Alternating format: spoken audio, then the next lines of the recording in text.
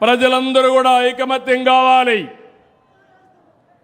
జల సిరితో రాష్ట్రంలో జలధారతో రాష్ట్రంలో ప్రతి ఎకరా భూమికి జలహారతి ఇవ్వాలి. నేను ఈ మాట వాడుతున్నాను. జలధార ఎక్కడికక్కడ ఉండే నీళ్లన్నీ ఉపయోగించుకొని ప్రతి ఎకరాకు జలహారతి ఇవ్వగలిగితే దానికంటే గొప్ప విషయం ఇంకోటి ఉండదు. నేను 30 ఏళ్ళు కష్టపడ్డాను. ఇప్పుడు హామీ ఇస్తున్నా. నాకు కూడా ఒక నమ్మకం వచ్చింది. అన్ని ప్రాజెక్టులు పూర్తి అవుతాయి. మైక్రో ఇరిగేషన్ పోతాం, నీటిని పొదుపు చేస్తాం, నీటిని సమర్థవంతంగా ఉపయోగిద్దాం.